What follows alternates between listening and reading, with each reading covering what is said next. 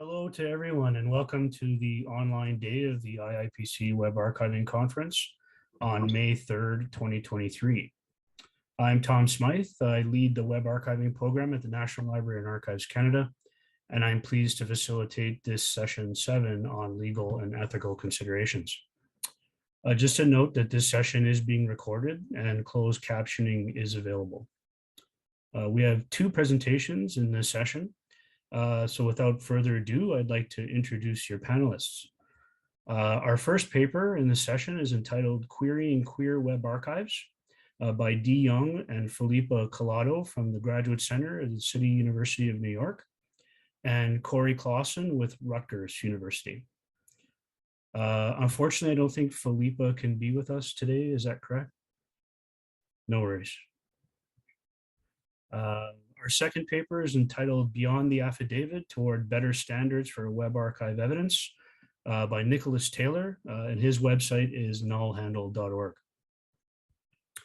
Just a reminder to please place your questions in the Zoom questions and answers window. And if we do run short on time, we'll be prioritizing those questions with the most upvotes. You may also submit questions anonymously if you so choose. So we know that the videos of the papers were provided in advance. If you haven't had a chance to see those, that's okay, because I think we'll call on the panelists to provide a quick summary of their presentations. For the first paper, Dee and Corey, would you like to provide a quick summary? Sure, I'll go ahead and tackle that. So we are part of the cohorts program of Archives Unleashed, and we are looking at a few web collections that are grouped around queer populations. That includes some websites, some Usenet forums, and some more experimental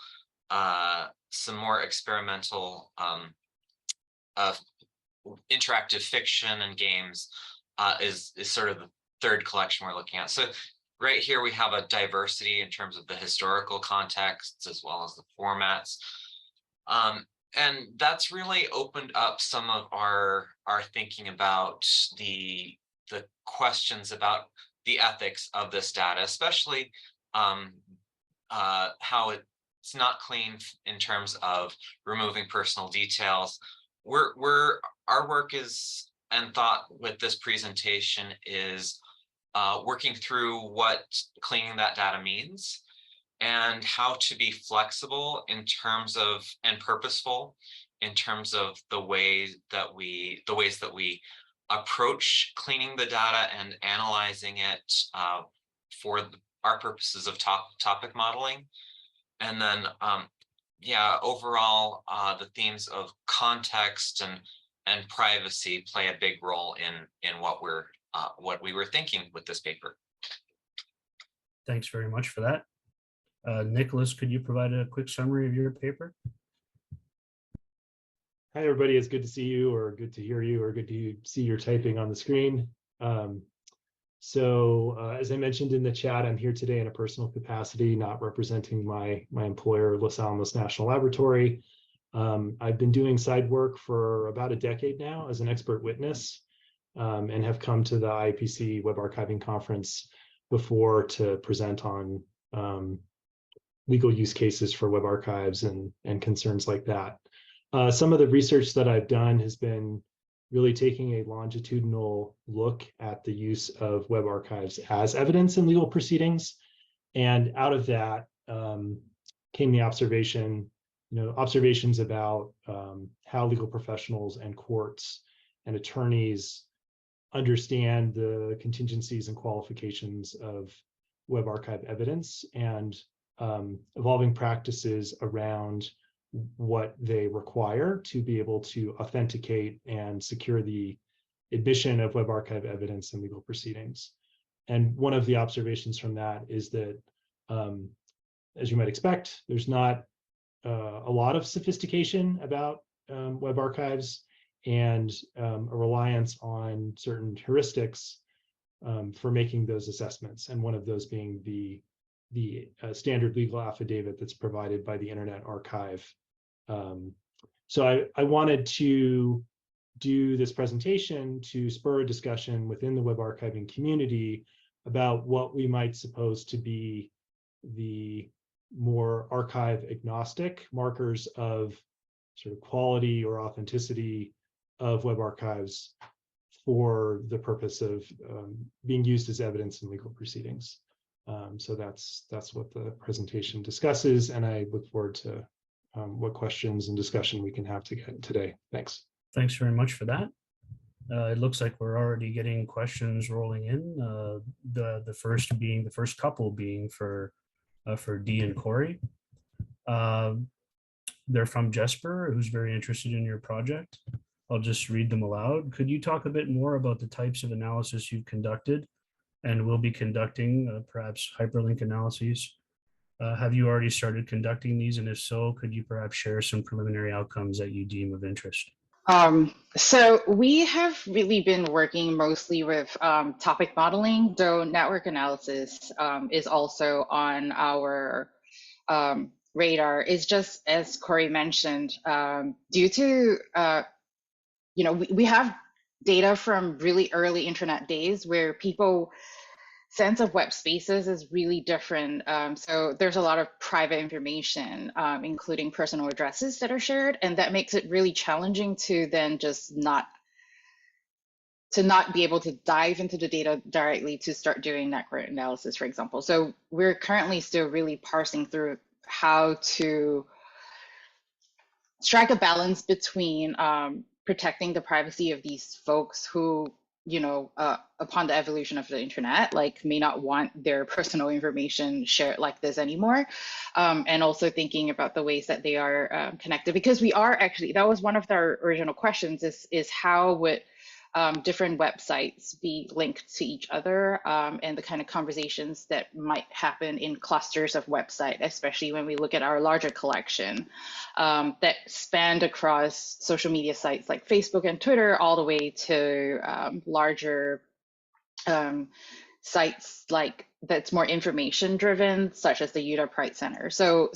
And that can result in very, very different kind of clustering of conversations. And we're definitely interested in exploring that, but right now we're trying to also be very sensitive to the kind of private information that are shared that cannot be easily removed by just, either do a name search or doing an NER on the data set. So, but that is on our horizon of eventual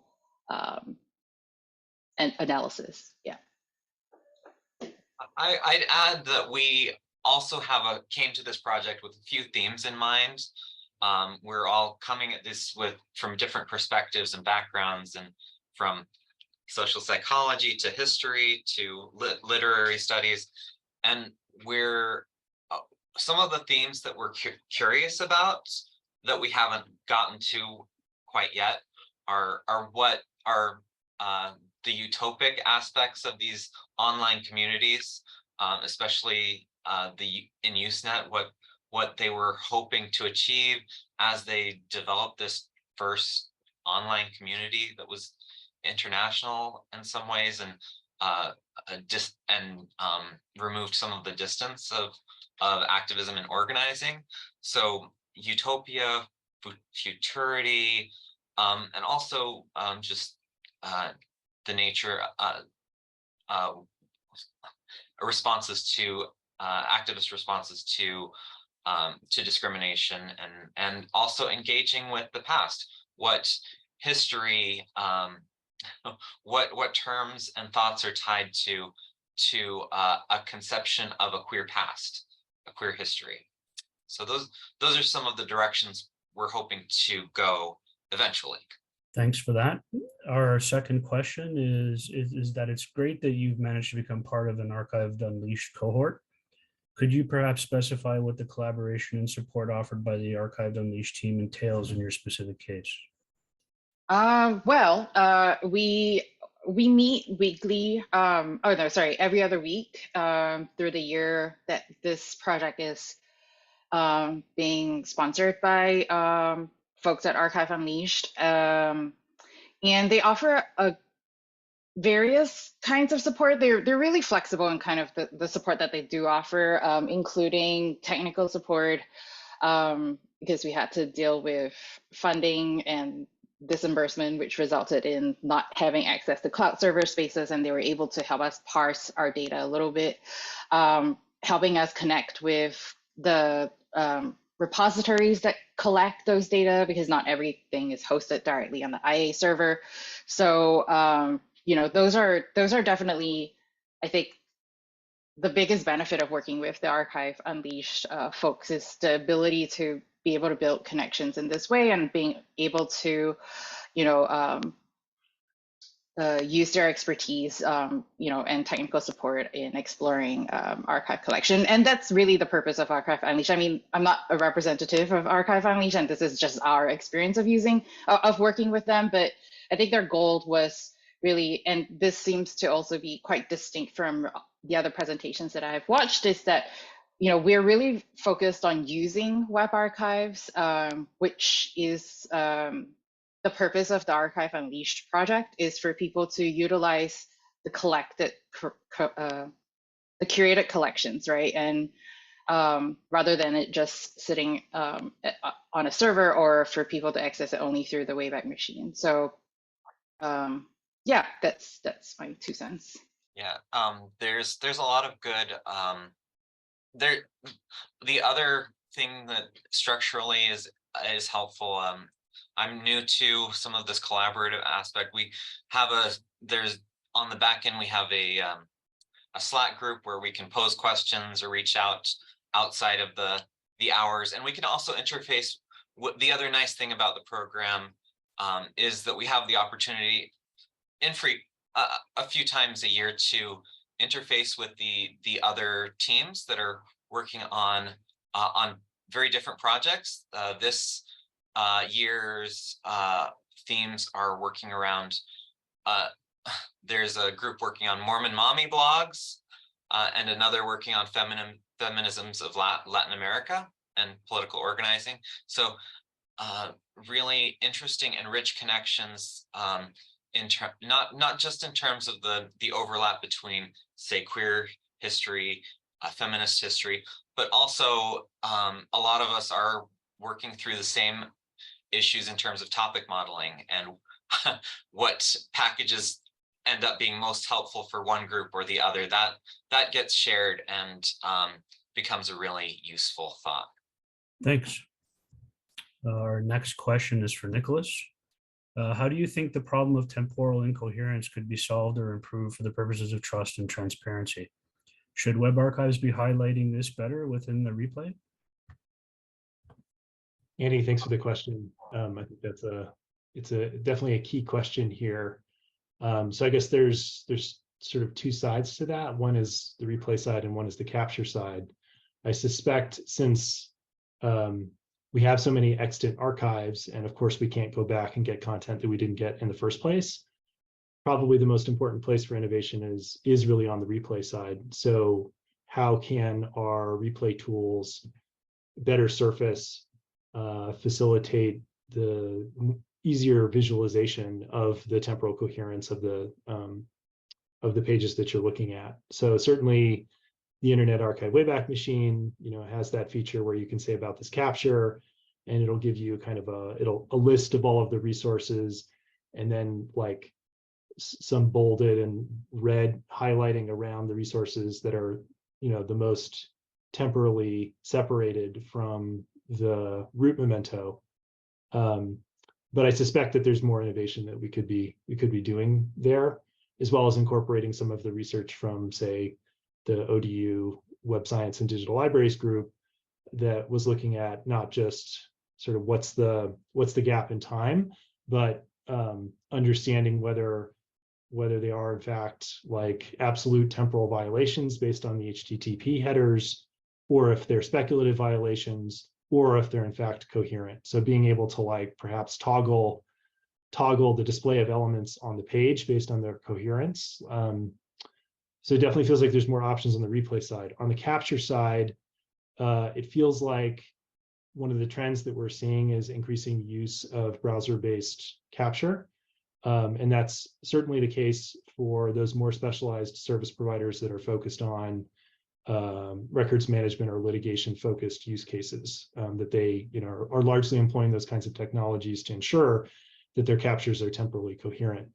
I know that sort of scalability is a big challenge there. So I guess it's kind of an open question about the extent to which browser-based crawling could supplant a lot of the current sort of crawler-based crawling that's happening now, which tends to have more issues in creating temporally incoherent archives. But it feels like the more R&D work that we can do on that side, and the more that we can use browser-based crawling as sort of the base method that we're doing our captures, the better off we're going to be in terms of having our archives be more temporally coherent, as well as serve some of these legal use cases. Thank you. The next question, a follow-up from Jesper. This might be a bit specific, but is the Usenet data set a different one than that used by McTavish in her dissertation? Yeah, we're looking at the same community, mots, net.mots and soc.mots, but I think we're working with a different capture. Is the fairly nuanced answer there. I really think McTavish deserves a shout out here. It's a great dissertation, and I especially appreciate what she has to say about religiosity. I think there's some great analysis in that dissertation. I would say that our the collection that we're using is not the original BBS or the Usenet version. It's when they migrated into more of a website. So they're like in itself, it's kind of like an archive of an archive, which resulted in some interesting cleaning process.